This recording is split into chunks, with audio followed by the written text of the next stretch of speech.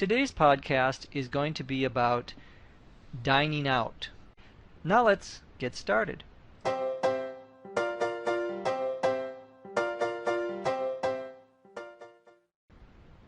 I love coming to this Italian restaurant. The appetizers and desserts are to die for. When the waiter came to our table to take our order, my friend ordered a lobster ravioli dish, and I ordered my favorite, lasagna. The waiter asked us, "Would you like soup or salad with that?" My friend said yes. I passed on both. The vibe in the restaurant is pretty laid back, not at all uptight like you find in some of the ritzier restaurants in Beverly Hills. The waitstaff is courteous, although sometimes the hostesses can be a bit snooty. Anyway, when our meal arrived, everything was cooked to perfection. Since I didn't order any appetizers, soup, or salad, I was starved. Even though I was really hungry, I tried not to gobble down my food too quickly. I didn't want my friend to think I was a pig. But even though I tried not to, I still overate. When the waiter asked if we wanted any dessert or after-dinner drinks, I just couldn't resist getting the apple-filled crepes. They are the best. When we got our check, my friend and I split the bill, as we're accustomed to do. I frankly prefer to go Dutch when I eat out with friends. So that was the end of a really great meal. Now I have to hit the gym if I'm going to lose any of this extra weight I gained from eating that lasagna. Now let's talk about some of the vocabulary that I used during my discussion. At the beginning, I said that the appetizers and desserts are to die for.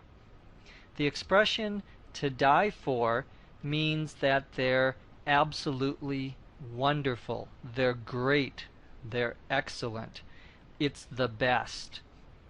We usually use this expression when talking about a food or a type of food that we really like. Of course, this expression, to die for, isn't meant to be taken literally. We are not really going to die for some food, but it's so good that we could die for it. The waiter came to take our order, and that's the expression we use, to take your order. So you might, for example, say, "Excuse me, could you ask the waiter to come over and take my order?" If you needed to get service at your table, if you needed to have the waiter come to your table and he or she had not yet come. We also mentioned that the waiter offered us soup or salad. This is a common expression also. An appetizer or a soup or a salad is common, of course, before a meal. I said that, quote, "I passed on both," unquote. In other words, I passed on means that I refused. I decided to not have any. I declined it. This is a common expression that we use not just for food, but anything that we don't want to do. It's somewhat informal. You can say, for example, I passed on going to the opera tonight. Instead, I'm going to stay home and watch television. Sometimes people will say, "Do you want to go to my friend's house?" And you can respond, "I pass," or simply pass. Again, that's an informal expression. used mostly among people, friends that you know. I mentioned that the vibe in the restaurant is pretty laid back. Vibe, V-I-B-E, means the atmosphere, the feeling, the general tone or way that you perceive the environment. We often talk about the vibe when we talk about a restaurant or a nightclub or a place where you would go dancing, that sort of thing. I said that it was pretty laid back, meaning it was very relaxed.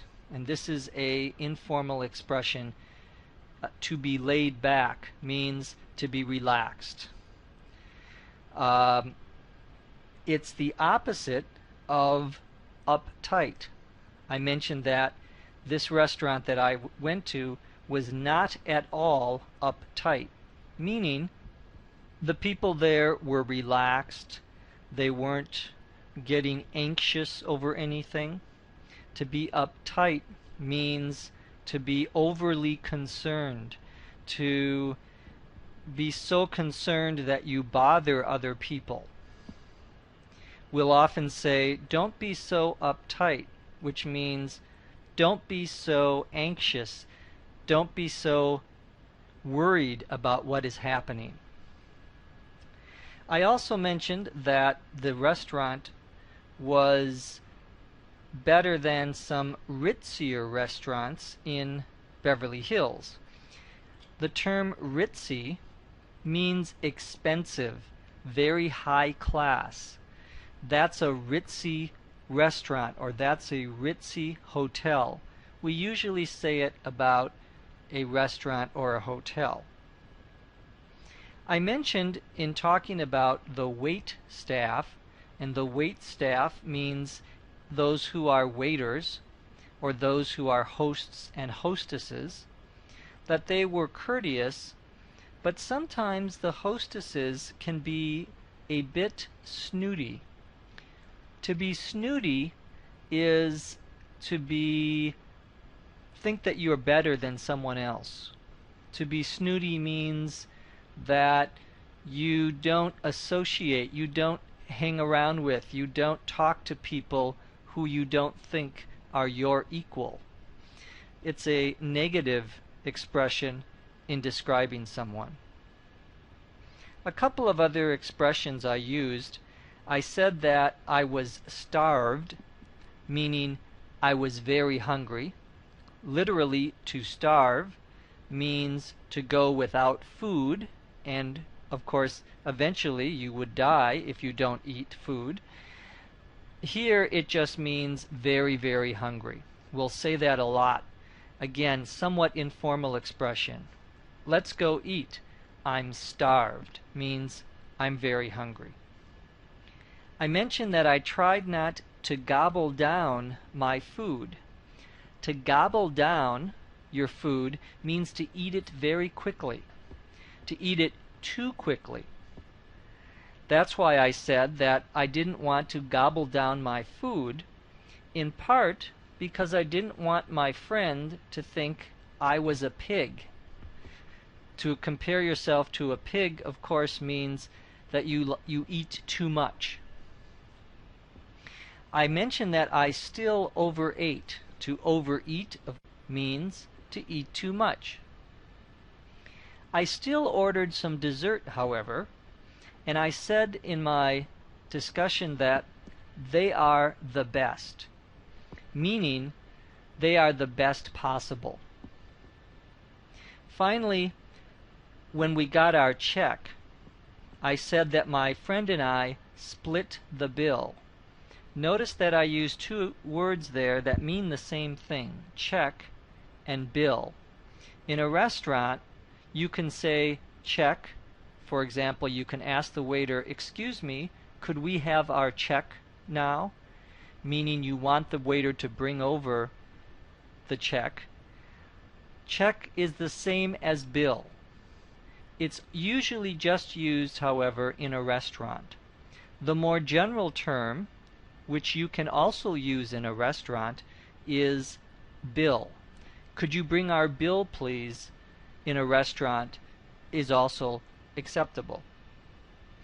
I mentioned that my friend and I were going to split the bill, meaning we each were going to pay 50%, or whatever we ate.